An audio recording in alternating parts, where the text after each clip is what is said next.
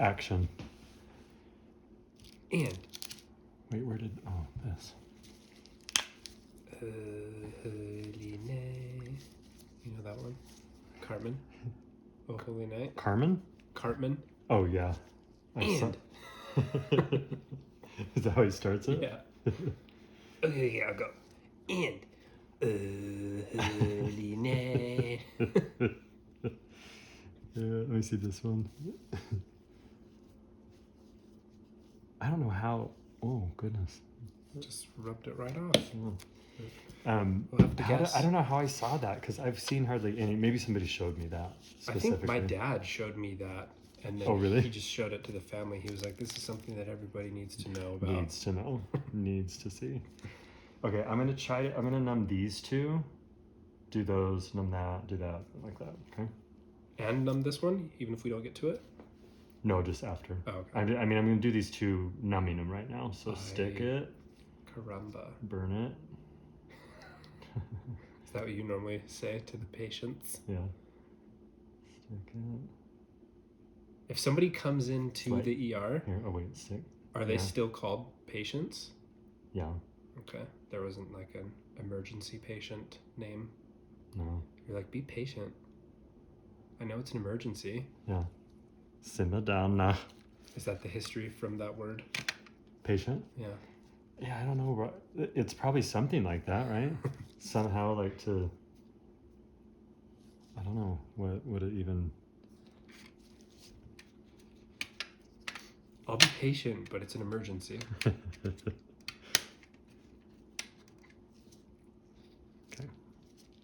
Let's see. Are these ready? Ready, get set. I think so. This top one? I think they're okay. Let's just dive right in, see what happens. Okay.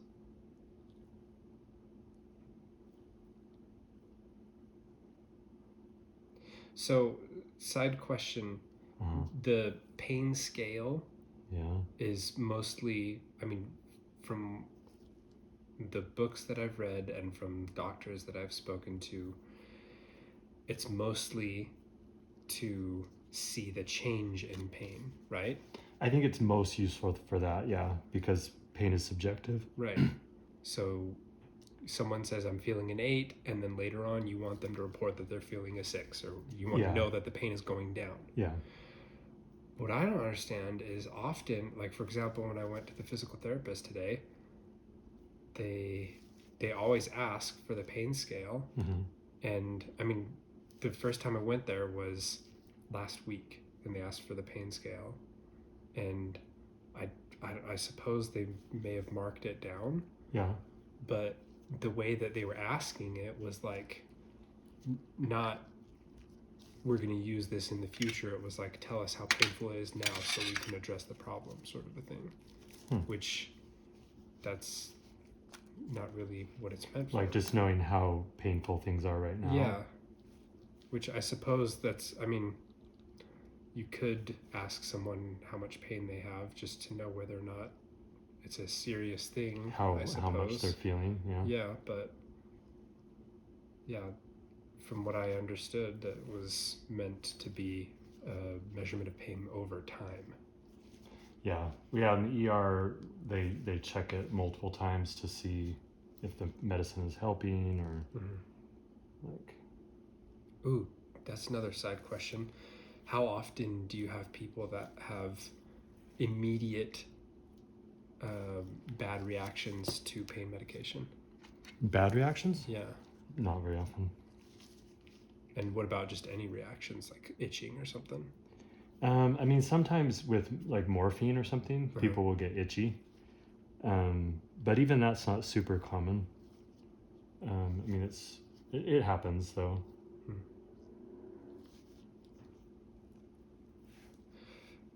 From what I know from my non-medical school studies that I did, the bad reactions are few and far between. Yeah, the really bad ones are, like where you're anaphylactic shock or things like that. Yeah, and with shock, mostly it's side effects. Yeah. People get side effects from. And with shock, normally, don't you just tell them to snap out of it or slap them? You slap them in the face, yeah, and then they just get better. Because that's usually what you see in the movies. Yeah. They're in shock, and you gotta slap them. The movies the movies are right. It's medical stuff. Good. Okay. Yeah. So that's I did the right thing then. Yes. When we gave Blair eggs and she went into anaphylactic shock. Yeah. Slapping her was the right move. Yes. And especially with kids. Good. And women. Let's do that. Specifically, that was one of the chapters. Yeah. The shock chapter. Yeah. Wasn't long because it's just slapping. But yeah, slap. I guess there's techniques that you could use. Backhand, forehand. Yeah, depending on what. Yeah. Yeah. How well it's working. This one is like surprisingly beastly. It's really nestled in there. Yeah, it's like attached really to my muscle. It's probably your huge muscle. Yeah. Again, I'm not even flexing, so there's nothing I can do if it's in the way. So just be a better doctor, I guess. So the thing that I've been thinking about a lot lately is virtue signaling. So here's the thing. I think there's certain, I can't think of the correct terminology for it. I suppose phrase, because it's not a colloquialism. It's just like a phrase, but it's not you know what I'm saying? It's like a title. It's not really a phrase. Virtue signaling. Yeah. What's the correct terminology for that? For that itself? Yeah, for that type of, like how there's like white fragility, virtue signaling, anti-racism. Those aren't phrases. They're like descriptions almost. Yeah, it's like titles, but it's not you know what I mean? Yeah. Anyway, I'll have to figure out what the terminology is to call those things. But in any case, the thing that's cool about all of those types of phrases, titles, is that they sound good. You know what I mean? Like virtue signaling, it sounds like a cool thing. It's like, ooh, virtue signaling. Ooh, white fragility. Ooh, you know what I mean? It sounds like a cool thing. Yeah, sounds important. And I think part of that is because it does such a good job at summing up exactly what it is describing in 2 words or less. Usually 2 words. Virtue signaling, if you've never heard that term before, you could probably understand what it was describing. Figure it out, Without context. If you just heard virtue signaling, just take those two words at face value of signaling virtue, and that's basically what it is. Yeah. So, it's coming out. There he is. Look at that. Bloop. What would you say your definition of virtue signaling would be? Basically, it's just, to me, it's like through mostly words, but also through actions, I think, too. Just telescoping, like just how virtuous you are, you know? You just really, things that you really care about, whatever it is, you know? And implying that other people don't care. Yeah. By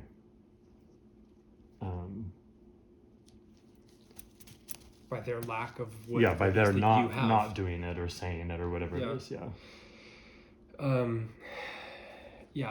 I think there's virtue signaling is, and the thing that's the beauty of virtue signaling is you don't have to do anything or really care about anything. You just have to make the appearance that you do. That's why it's such a good term, because literally it's just signaling. It's like there's nothing more that you really have to do. And I think virtue signaling, there's a lot of different ways to do it. It's multifaceted. You might even say it's really because, like you said, versatile. It can be through actions that you're virtue signaling. It could be through words. Is that and is that numb right there? Yeah. And the mark got bloodied away. And it could be through like you calling someone else out for not doing something virtuous, or like either commission or omission of the virtue, or lack thereof. So it's pretty, there's a lot of options. That is another way to virtue signal, is by getting somebody else in trouble. And the reason by you can just do being that, so disapproving of whatever the bad thing is. It's like doing. Look at this person who's not being my definition of virtuous, of good, and because I pointed them out, that also makes me a good person too. So that's the thing that's so nefarious about it. Being a really good tattletale is a way to virtue signal. For sure. It's the thing that's really nefarious about virtue signaling is pretty much any way that you're doing the virtue signaling feels good. Not only does it feel good, like because it's like showing that you're awesome. But it's like multiple levels of good. I think 3. One is like showing your knowledge of what's good. 2 is implying either explicitly or implicitly that you are good, because either you're doing the thing that is being pointed out, or you're pointing out someone who's not doing that thing. Highlighting an evil or whatever, or injustice. Or another way is you feel like, potentially, I mean, I'm sure there are people who feel like because they're calling out people who are not doing the thing that they think is virtuous, that person or the world is going to be better now because of it. Like, this person's now going to stop doing that thing that was not virtuous, or will begin doing the thing that is virtuous. And so I'm making a difference. And so not only am I making a difference on highlighting something that matters. Not only am I making a difference in like the world level, but also I'm a better person because of that. Because I highlighted that evil or showed how I'm good.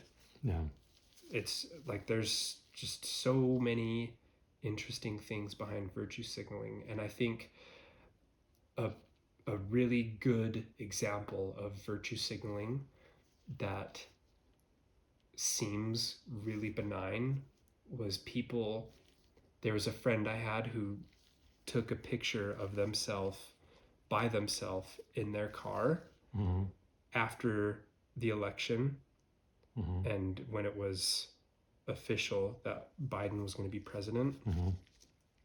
They were celebrating Biden's presidency and saying, I'm so happy to have someone that I can be proud of in the Oval Office, whatever it was that they were saying, and supposedly celebrating Biden. And it was a picture of themselves by themselves in their car with their mask on, saying, I'm so happy and proud for Biden. And I couldn't think of a more clear example or perfect example of virtue signaling. Like, not only am I showing that I care about the world and the president and the nation and things, but also I'm very COVID conscious, and I care about other people because I'm wearing my mask by myself in my car. A lot more than people that don't care about everyone dying. And and supposedly the post was about Biden. Typically, when you're celebrating someone else, I mean, put a picture of them or something. Like if it's Nielle's birthday, then I put a picture of her. Like, I make sure that she's featured in the pictures, and usually I'm in some of the pictures because we're usually together eating dinner or something. But there's not going to be a picture of not her when I'm saying happy birthday, congratulations, or whatever it is to this person. And this friend of mine congratulating President Biden and Kamala Harris on winning the presidency and vice presidency Yeah. thought the correct way to show their pride in that was a picture of them by themselves in their car with their mask Wearing a on. mask, yeah. Yeah. It's pretty narcissistic. Yeah. It's probably, I think virtue signaling is appealing to the narcissistic side of people. Yeah. Well, that's another thing that's really nefarious about it too, is definitely there's narcissism involved in most virtue signaling. But I also think that there's people who really do think that they're doing the right thing when they're virtue signaling. Yeah. And it has nothing to do with narcissism. Yeah. I think they're really like, I've seen the difference that people have been able to do doing this type of thing. So Yeah. I'm going to do it as well.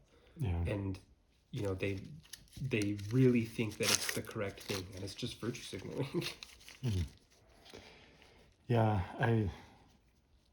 Yeah, that's, in some ways that's almost worse, because if they really are clueless about how unhealthy it is and unhelpful and actually damaging.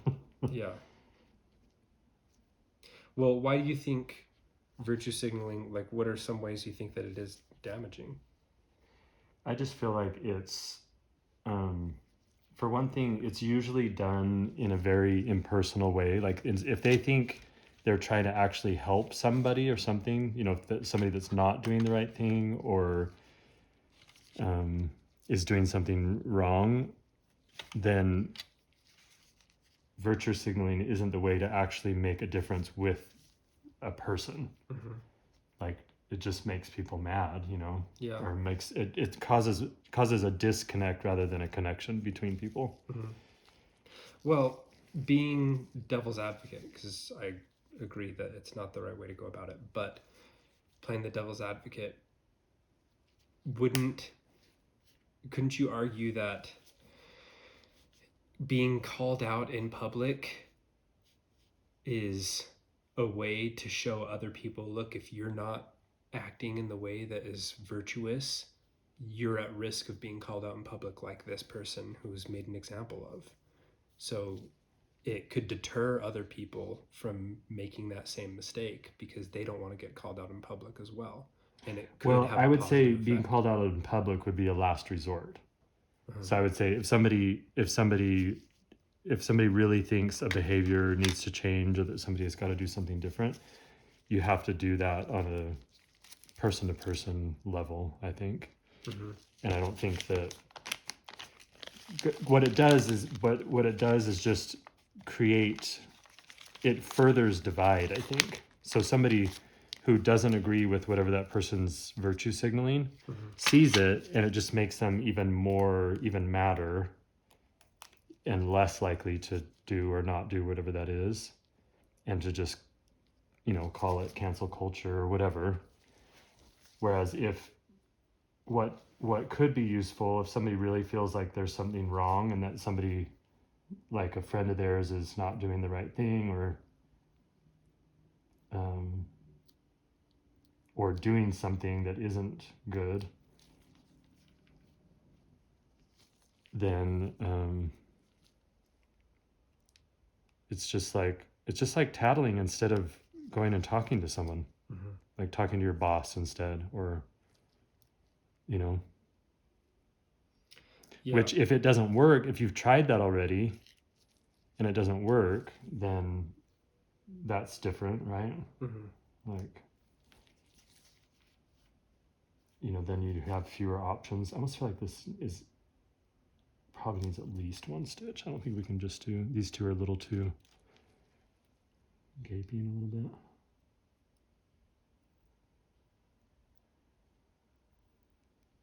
And then we can do those on top of it. What do you think? Well, I mean, there is a reason that pretty much every organization has a way of basically a hierarchical structure of reporting issues. And it's, I can't think of a single place that the way to do it is that post on call Instagram out, or something. Yeah. that public call out Yeah.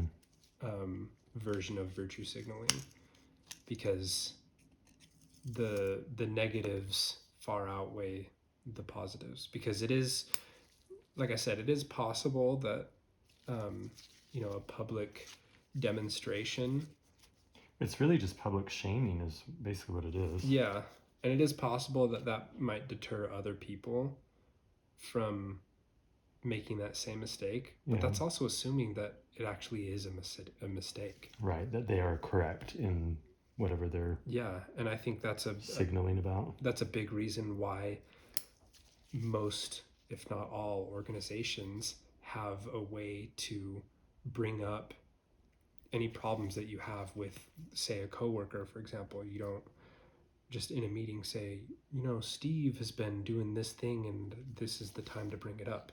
You go and talk to the manager about it, because it could be that you've completely misunderstood stuff and you're actually in the wrong, or maybe there's a rule or something that you don't even know about and Steve is adhering to that rule and you just are oblivious to it. Misunderstood or whatever. Yeah. And doing that sort of public shaming version of virtue signaling doesn't give you an opportunity to be maybe taught about what you're missing there, because it could be that you're totally wrong. Well, because if you do your post, you're just like, sweet, I did the right thing. I'm right. I was so brave to post that thing. One thing that I don't understand, to shame that person, is also it feels like a form of bullying too, and people are worried about bullying. Yeah. Like public shaming to me is a form of bullying. Well, yeah, it definitely is. One thing that I don't understand that seems like a new version or a new type of virtue signaling is people announcing their genders and sexual orientation. Oh, yeah. Like, because they're so brave. Yeah. One thing that was funny that kind of goes to that point is I don't think I ever saw the movie. I think it was called Love, Simon, but I saw trailers for it all the time in the movie theater, and it was like a teenage boy who was gay, and he brings up the point that nobody ever has to come out as straight, so why do we have to do it when we're gay? And kind of questioning that.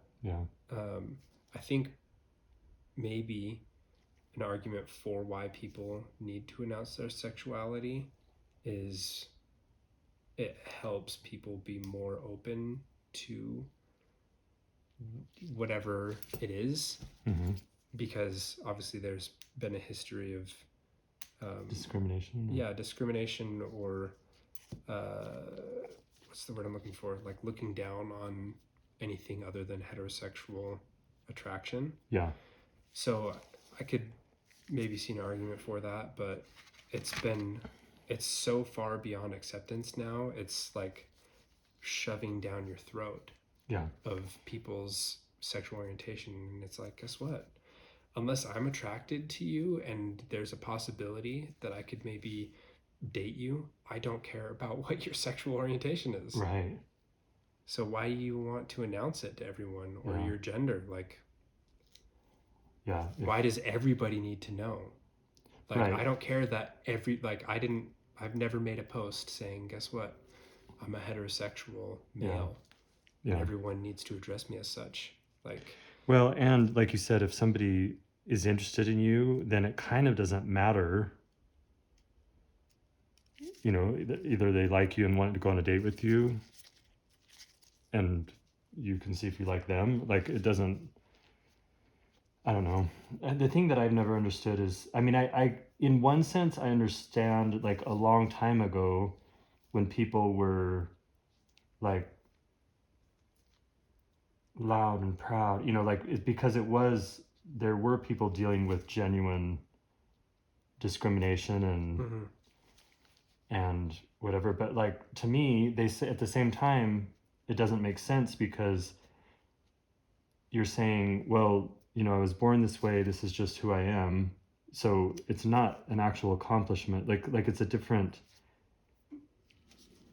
like the whole just making such a big deal about it and proud and out or whatever, you know, like I've never understood that, because to me it's just like, oh, it's not like you did something. And now what?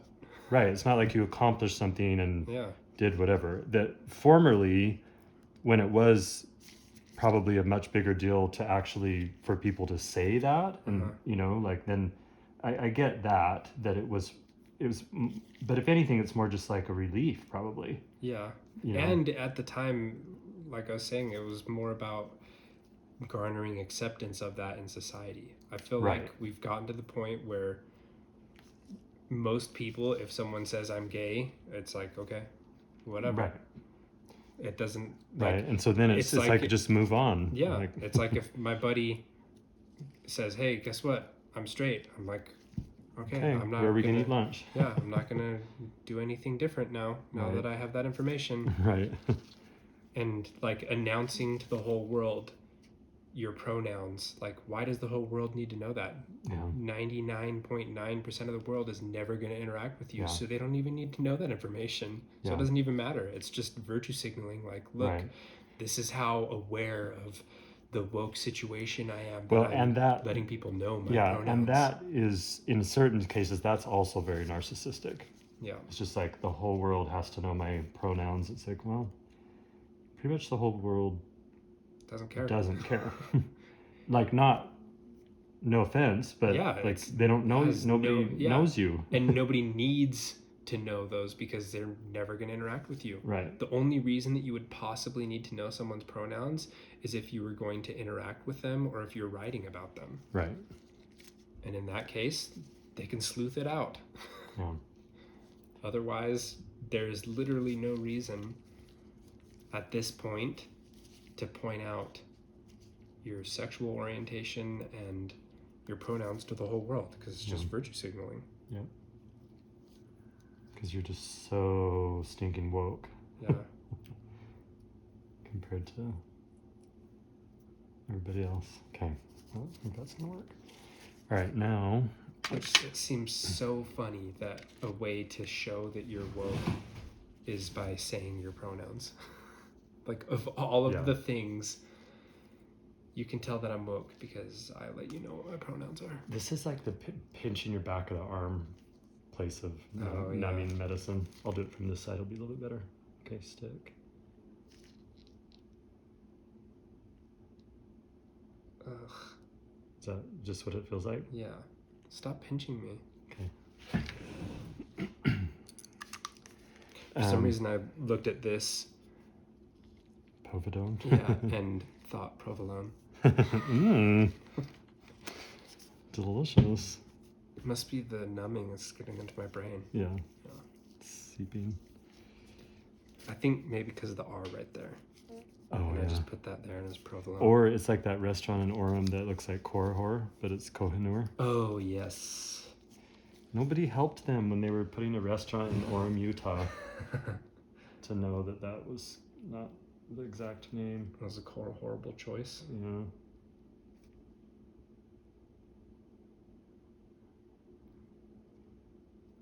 I hope your muscle doesn't get in the way of this one, too. Yeah. I'll try not to flex. Okay. Trying to think, I should have thought of some examples of virtue signaling. I mostly just try to forget them and wipe them from my mind. That's one thing that's kind of a bummer, is I've noticed, like, if I read certain books and there's information or ideologies or anything that are presented and I just completely disagree with it, and normally I can't say 100% of the time, because I'm sure that there's times that it hasn't been the case, but normally if I don't agree with something, it's because logically it doesn't make sense to me. Oh yeah, so you don't keep it in your brain. Yeah, so I'm like, I can't even remember it. I listened to How to Be an Anti-Racist and White Fragility, and I can remember little to none of either of those, because it was just all stuff I was like, that doesn't make any sense. Just all made up stuff. Yeah, it doesn't make any sense. And so, like, in the moment, if somebody says, here's this information, then I'll be able to, discuss it with them. Yeah. But I have a really hard time remembering stuff after the fact, because it's like, what's the point of remembering something that I don't agree with? Right. And that didn't even make sense. Yeah, if it doesn't make sense, it's like memorizing 2 + 2 is 5. Like, what's the point of remembering that? Well, and especially with something like white fragility that's like literally just made up. Yeah. Like something. But it's that's another example of the really good term. It sounds cool, like, ooh, white fragility, and it does a really good job at describing what it is. Yeah.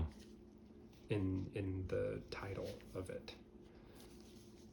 But it's garbage. But also it's one that you can't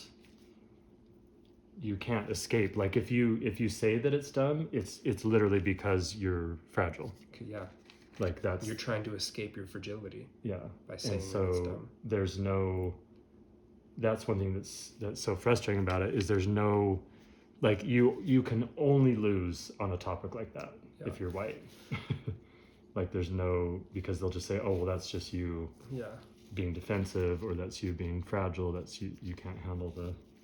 Yeah, I was telling you about that list that somebody posted of like 10, I can't even remember. It was at least 10 ways to know if you have white fragility. Oh. And it was like several of them, nobody would not have that.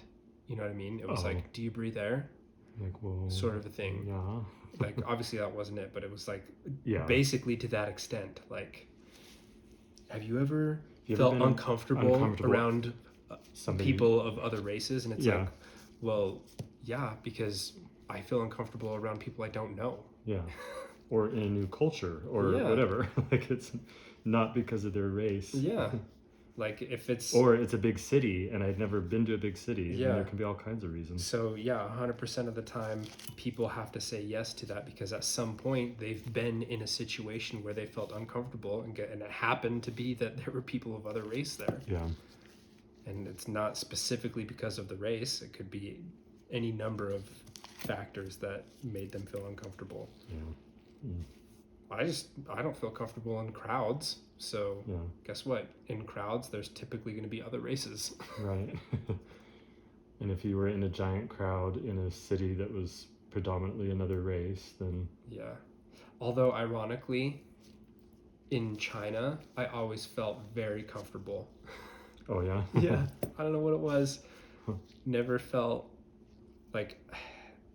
I don't want to say didn't feel out of place, but like it was almost like my confidence was increased for some reason. I don't know what it was. Maybe it was because I was normally taller than everyone else. Oh, yeah. So you're just comfortable. Yeah, I'm like, I can see the top of everyone's heads from here, and that is a huge confidence boost. Yeah. This one's tenacious too. You gotta coax it out. It's a virtue signaling about being attached in here. It's saying that all lipomas should be more firmly grounded in their situations. Yeah.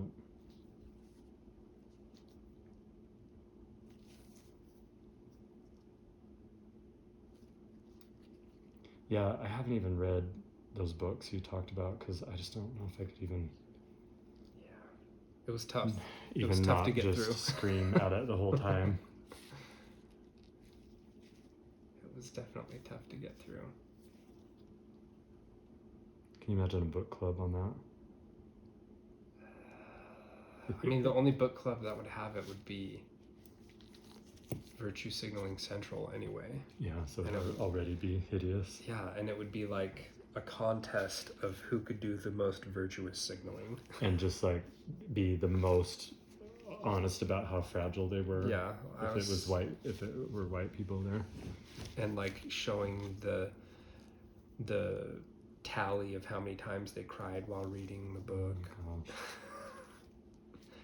and remembering how many times they'd been racist and fragile and not accepting their fragility.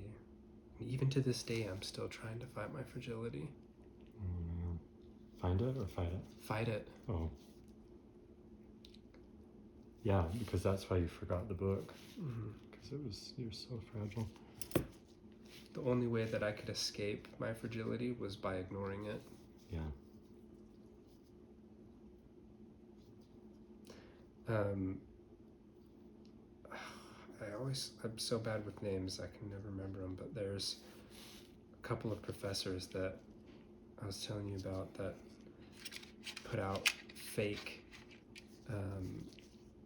peer-reviewed papers, and they got peer-reviewed and published in publications, and they were 100% fake, and it was purely to show how ridiculous that process could be. No, the like PC and virtue signaling and progressiveness of it all has become. Yeah. And because they wouldn't dare not publish it because it would have been showed they wouldn't have been able to. Well, no, because they thought it was like really good, bringing up really good points. Like one of them was, I can't remember exactly, but it was something like the point of the paper was showing how dogs in dog parks, male dogs in dog parks that would mount other dogs, were creating a rape culture that was able to survive and thrive because of the existing rape culture that is perpetuated by the patriarchal system of humans. And specifically in the U.S. and white patriarchal systems. It's like a little kidney bean. Oh my goodness. And it was totally 100% fake. But they said, like, during the peer review process, the peer that was reviewing it was like, this is good, but can you use, it could use some more tension. Like, if you could put more, like, controversial language in there, and they're like, 100% we can put more of that for sure. And after they got several papers published, and they said, guess what? It was all 100% fake. So many people got so upset at them, and they're like, for catching them out.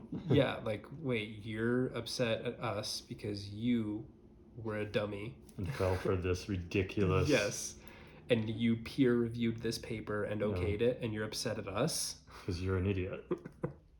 Yeah, well, of course they're going to be upset because they absolutely were made to look the idiots they were. Yeah. But one of those guys, he was talking about the idea of white fragility and like that list of things, like basically like examples of fragility. Yeah, like if you've done this, you might be a redneck, but you might have white fragility, sort of a thing. Yeah. And he was like, the only way that you could possibly fight it is with fire and turn it on the person who's telling you that you have white fragility. And like they say this thing, and then you say, well, what about this? Didn't you do that? And then if they deny it, then you say, oh, guess what? That's rule number 7, denial. So it sounds like you are actually the racist one here. Because everybody can fall into it. There's no person that will not. That doesn't qualify for doesn't qualify for white fragility. And I'm not saying that that's the right way to go about it. I think probably the right way to go about it is ignoring it. Yeah. But it's kind of hard to now because literally... Well, so many people are getting behind some of that stuff. It's just crazy. Yeah, and it's getting into like systems, like school systems and government stuff and military things. And like there's trainings on it. Yeah. And it's like... this train... It's just careening at this point. Yeah. Out of control. It does feel like that. I mean, half the time you just want to throw up your hands and just live your life outside all of it, but then you feel like, we're a representative republic, so you feel like you should be doing something about something. But it's hard to know what to even do sometimes. Yeah. What also drives me insane is the hypocrisy of it all too. Like so many people have, it's not even double standards, it's completely different standards. Like, I mean, the example of like the Me Too movement, when Kavanaugh, there was like, what was it, like a couple of people, mostly one person, was saying that he did that lady, horrible stuff. the lady that was in California. Yeah, and now and they were like, believe all women, you know, no matter what, you gotta believe them, and like we can't trust this guy. And then now you've got Biden. No, Governor, what's his face of New York? Oh yeah. Cuomo. Yeah. Who has it was either 6 or 9 people accusers that have come forward, and everyone who was all anti-Kavanaugh is like, well, hold on, let's try and let's do some due diligence here. Yeah. Let's figure this out and see if whether or not or they're just completely ignoring it. Yeah. And it's like it's not even double standards and hypocrisy. Like all the virtue signaling about Me Too and believe all women with Kavanaugh, and then now that's going on with someone supposedly on their side, they're like, well, it's different rules actually now. Well, and Biden had that woman too. Yeah. I mean, it was one woman, but still, like you said, with Kavanaugh, it was... Yeah, what happened to believe all women? Yeah. And... Not if it's their guy. Yeah. And then the whole border issue now. That's just outright lies right now. Yeah, just literally, like not even letting people get in and take pictures of anything that's going on. And like AOC, who I know you have a crush on, went to the border and she didn't even go to the border. She just went to a parking lot that had a fence her cry picture. Yeah. Yeah. And now where it's like, I heard today, I think it's like 170% capacity. Wow. And just crickets from AOC on that now. Yeah, for sure. She's that so photo shoot was probably the epitome. Where they're all wearing white. Yeah, of virtue signaling. Yeah, that's true. That is a really good poster child for virtue signaling. She is, and then that photo shoot would be for sure. That wasn't even at the border. So it's just amazing that she's just cast in a role by the Democrat Party, you know? Yeah. It's pretty spectacular. Central casting found their darling. Yeah, she's a nightmare. It's, the hypocrisy that happens is, I can't even handle it sometimes. I can't even. 1 3 5 7 9 11. No. Just odds. Yep. In college, there was a girl in my Spanish class who said that. She's like, oh my gosh, I can't even. 1 3 5 7 9 11. And I was so caught off guard. I was like, what even happened?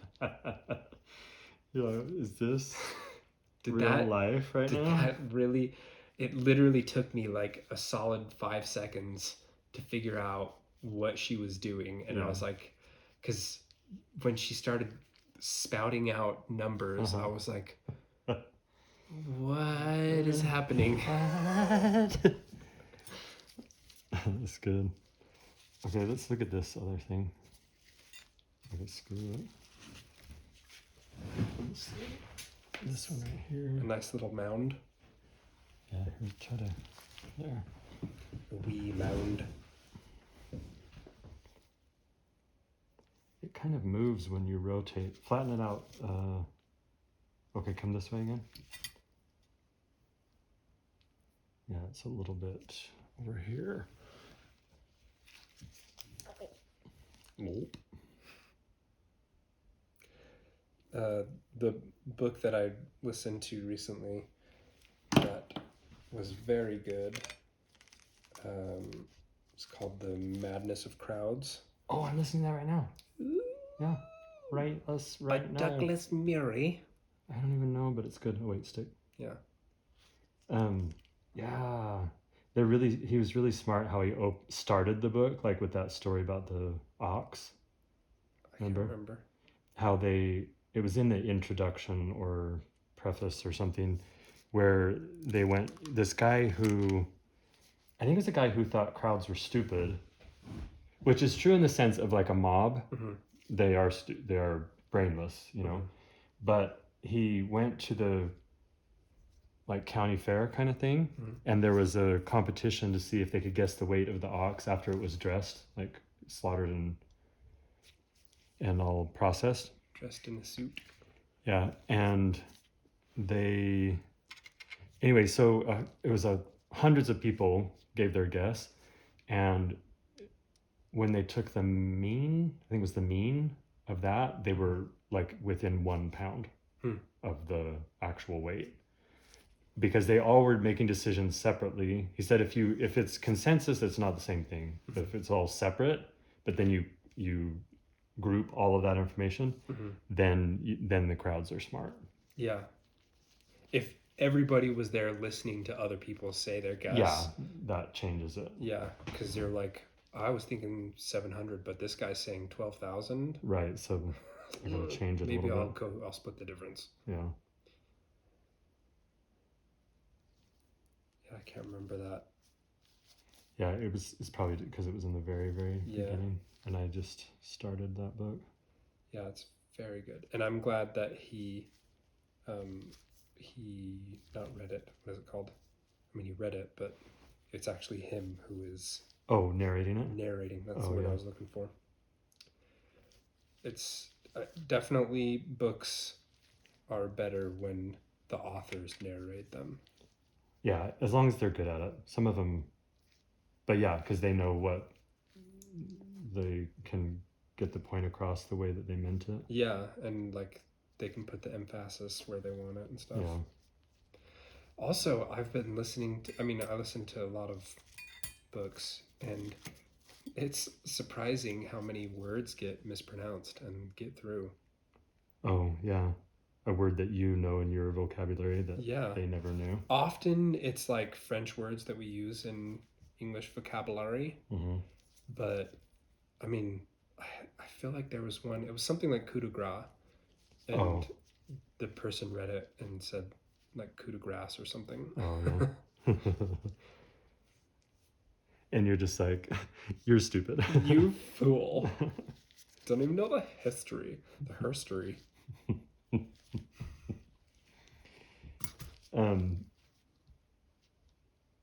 Yeah, it's wait, that feels like other one right there. What the word is it? Is it a Christmas miracle? I don't know, is it twins? Another miracle of the kitchen. Or maybe it's just fat. Let me see. Oh, rude. Or just like muscly, really muscly.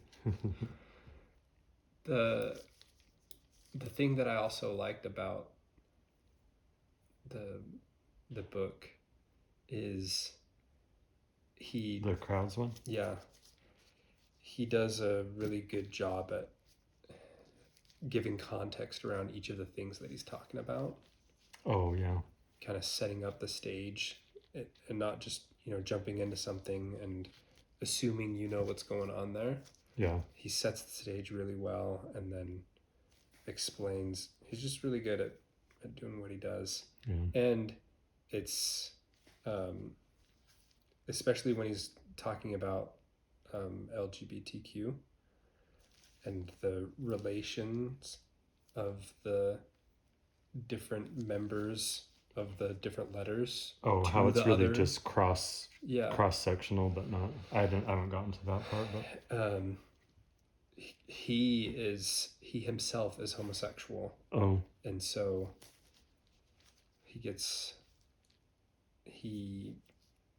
I don't know. I don't want to say he gets away with being able to say more stuff because of that. Mm-hmm. But I feel like he's probably a lot more bold about talking about certain stuff, because he does multiple times say, in conversations that I was having, people would say that I was, just a heteronormative sort of, and he's like, and I'm gay. Oh, because of whatever his take was on a topic? Yeah. Just some fatty McFatty. Yeah, I don't know why this is like this right here. Just a hamburger. It's just Hamburglar. I was talking to someone, I can't remember who, the other day about the first episode that we did. Mm-hmm. Who was it? I can't remember. Had they ever seen anything? Or you were just telling them about the... Well, because they had surgery themselves or something, or like an injury or something, and they were talking about how queasiness and stuff. Oh, yeah. Of seeing that. And I was saying the first one that we did, I felt it queasy. Made you a little dizzy or something? Yeah. Or, yeah. Yeah, I had to lie my head down. Yeah. Just on the table? Yeah. It started getting like really hot. Oh, yeah. And a little lightheaded. And now... And like wimpy? Yeah. I think that's probably the best way to describe it. Getting wimpy? Yeah. Yeah. And now it doesn't, I don't think it affects me. You ain't bothered? Yeah. I ain't even bothered by it. But I think maybe the first time was because it's weird, like seeing your own body be cut open and not feel it. Yeah, and seeing that the is innards. Weird. Yeah. And seeing stuff going on, because like when I've been injured before and it's like, specifically like falling and scraping arms or something, even really deep ones, I would never get queasy with that, or like accidentally slipping with a knife and cutting my finger open and seeing the muscle and stuff. I never got queasy with that stuff. Partly because you're still feeling it, maybe. Yeah. So I think maybe it's the full effect of the anesthetic. Yeah, something like that. Do you remember that scene? Pink Panther? Yeah. I can't remember. Oh, he wanted him to put something over his eyes. He was trying to have him hide his eyes. Yeah. So he could get the full effect of the anesthetic. Yeah. Was it because his nose was melting? No. No, I think it was because he had to go and do something while he was pretending to pull out the tooth. Oh, the real reason he came in. Yeah. Remember when he lifts up? Was he gonna bonk him over the head? And falls back. Falls, makes him go down the stairs. Or something. Yeah. He rolls down the stairs. That movie, my favorite part of probably all of the Pink Panthers was when he goes to the hotel. And there's the dude that looks like Einstein. Yeah. And he's like, does your dog bite? And he goes to pet the dog, and the dog... Yeah. And he's like, I thought you said your dog does not bite. That is not my dog. My dog. And the dog was a vicious little terrier Yeah. thing. He stands up real quick. Biter, yeah. And he has a good shocked face on too. Yeah. That is not my dog. That is probably the best of all of them. My favorite. But also I do like the scene in the other movie with the I can't remember which one it was, but he's like down in some mansion and he just fell down the stairs from the parallel bars. That felt good. And then he's interrogating all the people, all the workers of the estate. The servants. Yeah, and he's got the mace, chainmail, the mace. Yeah, the mace that's stuck on the glove of the armor. And he points. It's part of the armor, but he's stuck in the glove, right? And he can't get it out. And he points at someone and whacks him in the face with the mace. And then he says something about is a murder, and someone's like, murder? What did you say about murder? I said murder because you said murder. Do you remember when he was after a fly when he destroyed the piano? Yeah. Or no, I think it was a Priceless Steinway. Not anymore. I think it was a bee because there was the beekeeper. Oh, that's right. I think it was the beekeeper that he hit in the face with the mace. Oh. Well, and even the scene right before up in the gymnasium was good. Yeah. He's on the parallel bars. I yes. remember when. And he was swinging pretty good on it. And it was his dismount that he went into the stairs, right? Yeah, because he didn't know there was a stairwell there. That was a good one. I said murder because you said murder. It's a good show. That's what he said. He says someone knows more about the murder than he's saying, and then somebody gasps murder, right? Yeah. What? What did you say about murder? I need to watch that again. Oh, we got Halloween costume back here. Oh my word. Did it drip already some? No, but it was about to. I can already feel this one starting to wear off. Is it? Yeah. Let me get Should I just drink some of that? Yes. We'll just squirt that last little bit in here. Okay, I'm going to get these edges, or these ends, with some glow. And some cola. Not the drinking kind, the Portuguese kind.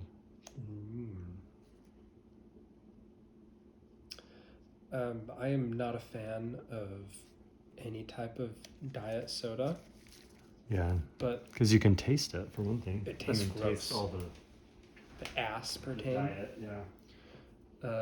But the Dr. Pepper Zero, I can actually drink that. Well, I think Coke Zero is a little bit like that too. Have you had that? No? Just the Dr. Pepper? Yeah. I'll put it this way. I definitely like Coke Zero better than Diet Coke. Way better. Tastes more like sugar to me. I cannot do either. But I tried the Dr. Pepper Zero for the first time 2 days ago. And it's more like a real one? Yeah. Like it tastes okay. Like if someone... What a relief, you know? Now you can drink that. Well, because Niel always stocks the fridge with just gallons and gallons of soda. And I have water. Wait, and hers are diet ones? Yeah. Yeah. Or the polar drinks, you know? Where it's like seltzer. Oh, but not sweeteners? Yeah. And it's just like flavored seltzer stuff. Polar, I've never had those. Yeah, I think she's probably got some down there. The ones I like are the Spindrift. Have you had those? It's just got some, like a lime squeezed in it. Doesn't ring a bell. I like those better than what's the famous one? Is he? That people joke about. Oh no, that's good. That's juice. Juice. No, the one that people joke about. With their friends? LaCroix. Oh. LaCroix. Yeah. Okay. Look at that. The Body Armor lights are pretty good. Body Armor? Who makes that? Body Armor? I have no idea. It's like supposed to be like an immune system one or what? Yeah, I think that's what they're marketing for. I think it does have like a decent amount of vitamins and minerals in it and such. But it's like a juice sort of a thing. Oh.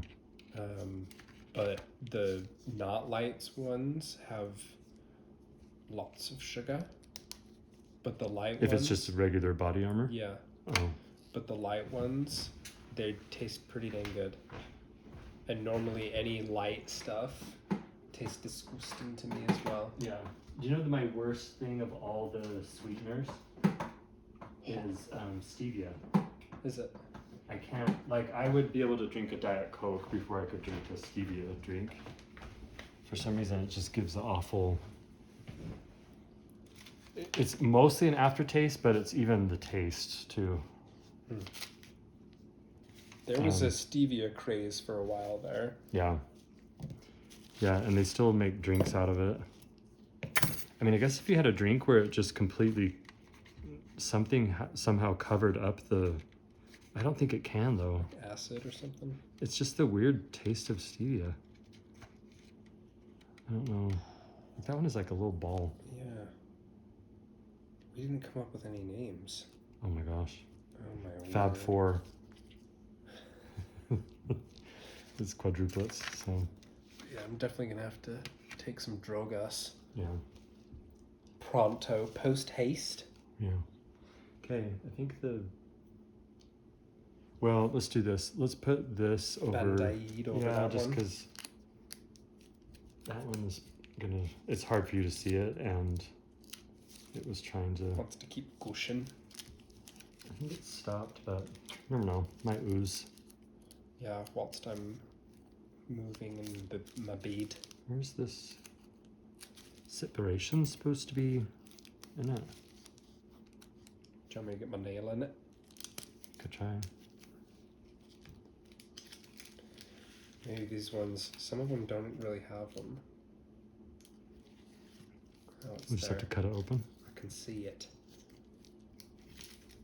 Forget about But it. yeah, it's not very effective, right? It looked like it was still stuck to itself.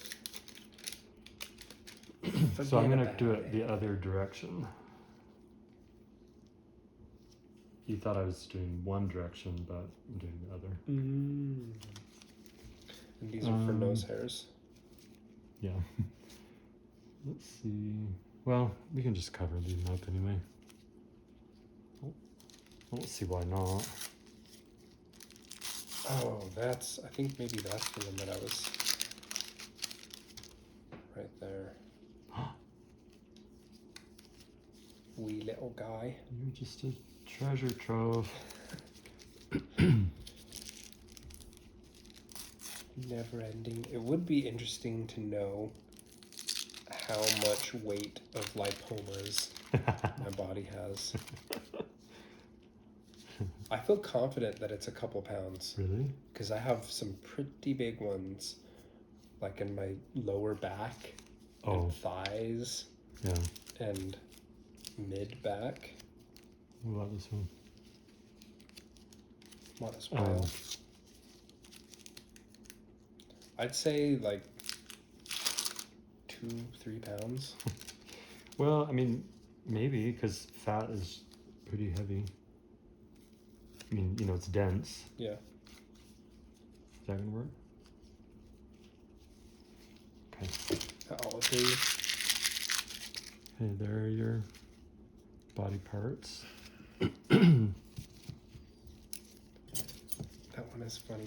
Just a weak lobe. Yeah, so I think it's because we deal with so many flat ones that one being so spherical is... It's a perfect circle. Yeah. way to make that perfect. The body is amazing. Oh my goodness. I mean, even miracle. Seriously, even your lipoma came out perfectly spherical. Just a miracle. Yeah. Anyone who says otherwise has not seen this. Exactly.